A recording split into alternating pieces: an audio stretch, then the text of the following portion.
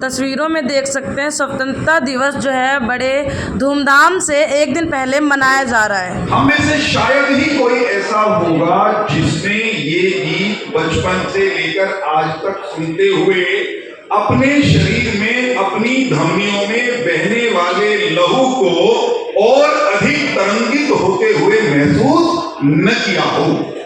किसी को नाचना है ना आए, कोई ढीला ढाला सा आदमी हो या खड़क करके चलने वाला हो, ये गीत, ये देशभक्ति की धुनें जब चलती हैं, और केवल धुनें नहीं ईश्वर जी, इनके बीच जो शब्दों की मालाएं गुथी हुई हैं, उनके पीछे जो दास्तान है, उसके अंदर की जो कहानियां हैं, गाथाएं हैं हमारे वीरों की, उन सब से हम अपना नाता जोड़ते हैं। हम जब नाता जोड़ते हैं तो कभी ना कभी हर किसी के मन में ये बात आई होगी, मेरे में तो आई, चूक गए, हे परमपिता परमात्मा, उस टाइम मैं क्यों नहीं था। वो समय जब 18 बरस के खुदीराम बोस के पास विकल्प था देश के लिए, स्वाधीनता के लिए फांसी के फंदे को चूमने के। भगत सिंह, जब व्यक्ति दुल्हन तलाश रहा होता है, प्रेयसी ढूंढ रहा होता है, रोमांटिक कविताएं लिख रहा होता है या सुन रहा होता है, उस दौर में कोई आजादी को, अपनी प्रेयसी स्वतंत्रता को अपनी तमन्ना घोषित करके उसके लिए प्राण दे रहा होता है। आजादी खुदीराम बोस, शहीद आजम भगत सिंह और उनकी पंक्ति के 100, 200, 400, 1000 नहीं, लाखों की संख्या में अपना बलिदान देने वाले मेरे और आपके पूर्वजों की प्राणों की कीमत पर आई है। कभी कभी एक नैरेटिव चलता है देश में, किसी को बुरा लग सकती है मेरी बात, पर कहनी चाहिए। अगर स्वाधीनता दिवस पर भी नहीं कहेंगे तो कब कहेंगे। कुछ लोग नैरेटिव चलाते हैं, दे दी हमें आजादी बिना खड़ग बिना ढाल। सोच कर बताइए, तर्क तो दीजिए, बुद्धि तो लगाइए, विवेक का इस्तेमाल तो कीजिए, सच के साथ खड़े होने की हिम्मत तो जुटाइए और खुद को ही बताइए, क्या अंग्रेज खड़ग और ढाल के बिना आजादी दे देते क्या? मुझे बात पूरी करनी। आप बिना ढाल आजादी देने वाले होते तो मेरे आपके पूर्वजों को हजारों लाखों की संख्या में कुर्बानी देनी नहीं पड़ती। कौन कुर्बानी देता है जी? कौन करना चाहता है? एक उंगली कटवाने में भी दर्द होता है, डॉक्टर साहब की सुई से भी भय लगता है, लोगों को फांसी के फंदे चूमने पड़े। कहां चूमने पड़े? उदाहरण दूं, हरियाणा का लिबासपुर है, दिल्ली से निकलते सोनीपत में 1857 के संग्राम में क्या हो रहा था? अंग्रेज अंबाला की क्रांति को कुचलने के लिए अंबाला आना चाहते थे। मेरे हरियाणा के किसानों के एक समूह ने, जिनके पास तोप नहीं थी, जिनके पास राइफलें नहीं थी, उन्होंने अपने छोटे मोटे हथियार इकट्ठे किए। उद्यमी राम नाम के किसान ने 4-5 हजार किसान इकट्ठे किए और अंबाला की तरफ बढ़ते हुए अंग्रेजों का रास्ता कई दिन तक रोके रखा, ताकि वो जाकर के अंबाला में क्रांतिवीरों का खून न बहाएं। अंग्रेजों ने अंततोगत्वा उद्यमी राम हार गए, पकड़े गए। आपको मालूम है क्या किया? उद्यमी, आपने सुना होगा, जीसस क्राइस्ट को कैसे लटका था? दोनों भुजाएं यूं करके और शरीर में कील मेल ठोक करके उनकी हत्या की गई थी। यूं कहना चाहिए। जीसस क्राइस्ट सबको याद है, उद्यमी राम हरियाणा वालों को भी याद नहीं है। उद्यमी राम को लिबासपुर में एक बड़े पेड़ के तने पर जीसस क्राइस्ट की तरह कीले मेठे ठोक करके उनको बलिदान उनका हुआ, उनकी हत्या अंग्रेजों ने की। मुझे लगता है एक दिन में तो प्राण भी नहीं निकले। बूंद बूंद खून रिस करके मरने के लिए छोड़ दिया। ऐसे बलिदानियों के बलिदान की कीमत पर आया। महम का 24 का चबूतरा, अपने में से हो सकता है कोई गया हो, पता है क्या हुआ था? महम 24 के चबूतरे पर क्रांतिवीरों को अंग्रेजों ने, गिरडा समझते हो ना, गांव से बहुत लोगों का ताल्लुक होगा, जमीन समतल करने के लिए पत्थर का वो रोलर, गिरडे के नीचे कुचल करके मारा गया था।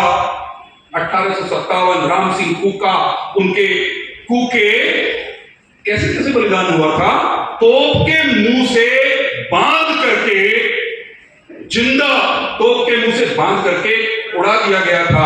आजादी की लड़ाई 1857 से शुरू नहीं हुई थी। आजादी की लड़ाई तो पृथ्वीराज चौहान भी लड़ रहे थे। आजादी की लड़ाई उस वहां से लेकर के और 1947 की 15 अगस्त तक चली थी।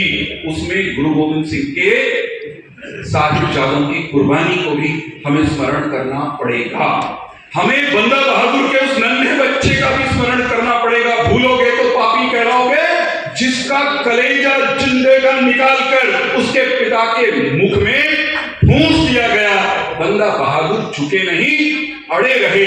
तो मैं ये कहने के लिए खड़ा हुआ हूं कि बलिदानियों की न टूटने वाली श्रृंखला के कारण 15 अगस्त 1947 को हमारे आपके पूर्वज वो अंग्रेजों के यूनियन जैक को लपेटकर लंदन रवाना कर पाए थे। अगर बिना कड़क और बिना ढाल केवल चरखे की चाल से आजादी मिलनी होती तो इतना खून बहाने की आवश्यकता नहीं थी। ये नैरेटिव ठीक करने की आवश्यकता है। एक अंतिम बात और कहूंगा, आजादी का दिन है कल, हम तो आज ही नाच रहे, नाचना चाहिए भाई, बड़ा दिन है। परंतु 15 अगस्त से ठीक एक दिन पहले, जिस समय पंडित नेहरू ने तिरंगे की डोर आजाद भारत के, आजाद हिंदुस्तान के आकाश में पहली बार लहराने के लिए खींची, उससे 24 घंटे पहले या कुछ घंटे पहले जिस धरती को मैं और आप मातृभूमि कहते हैं, भगवान श्री राम के समय से या कहिए वैदिक काल से, माता भूमि पुत्रो हम पृथिव्या, ये धरती मां है, मैं इसका बेटा हूं। या लंका में खड़े होकर के ऐलान किया था मेरे आपके पूर्वज भगवान राम ने, क्या कहा था? लक्ष्मण को लालच आ गया था, कहते छोड़ो ना, लंका में रहते हैं, लड़ाई जीत ली, सोने की लंका जीती। उत्तर क्या था श्री राम का, याद करना पड़ेगा राम वालों। उन्होंने कहा था जननी जन्मभूमिश्च स्वर्गादपि गरीयसी, जन्मभूमि नहीं छोड़ी जा सकती, मां और मातृभूमि के समान स्वर्ग भी नहीं है। इसीलिए कहा था अपि स्वर्णमयी लंका न मे लक्ष्मण रोचते। कोई प्रश्न रावण की, विभीषण की, सोने की लंका से बड़ी मेरी मातृभूमि है। मैं ये कहने के लिए खड़ा हूं करनाल वालों, 14 अगस्त वो दिन जब हम आजादी का जश्न मना रहे हैं, उस दिन उस मातृभूमि की 2 भुजाएं काट कर एक देश बना दिया गया था, जो आज भी हमारे लिए नासूर से कम नहीं है। दर्द मां की भुजाएं कटने का भी याद रखना चाहिए, पर दर्द इतना नहीं है, किसी को वहम हो रहे। 14 अगस्त को पाकिस्तान बनने के साथ और उसके बाद यहां बहुत लोग बैठे होंगे जिनके दादा, जिनके पिता सरहद, आज की सरहद के परली पार से आए थे चल करके। भूले कैसे कि उस विभाजन, जो विभाजन आज के दिन हुआ था, उस विभाजन के कारण कितने लोगों की प्राण गए थे? किसी को अनुमान है क्या? कोई डाटा बोल सकता है क्या? कोई जवाब दे सकता है क्या? कोई जी बहन जी ठीक कहा, और महिलाएं तो थी ही नहीं, वही खत्म कर दी गई थी, इज्जत को लूट कर दी गई थी। मैं बहन जी मैं वर्णन करना चाहता हूं, बैठने से पहले मेरे पास 1 मिनट का समय बैठिएगा। चित्तौड़ का साका सुना है हमने सबने, राजस्थान में हुए साके हम सबको याद हैं। माताओं बहनों की हजारों की संख्या में कुर्बानी हुई ना दुश्मन के हाथ। माताएं बहनें नहीं पढ़नी चाहिए, जिंदा अग्नि में कूद गई थी। चित्तौड़ के साके विदेशी आक्रांताओं के सामने हुए होंगे, उनसे लड़ते हुए। राजस्थान में रणथंभौर में कोई साका हुआ होगा, लेकिन 47 में छोटे छोटे बहुत सारे साके हुए थे, जैसा बहन जी ने वर्णन किया। ये माताएं आई क्यों नहीं वापस? ये बहनें आई क्यों नहीं यहां? पिता के सामने, ताऊ के सामने, दादा के सामने, भाई साहब रास्ता ये था, विदर्भियों ने चारों तरफ से घेर लिया है, रक्षा की नहीं जा सकती, हम लड़ते हुए अपने प्राण दे देंगे।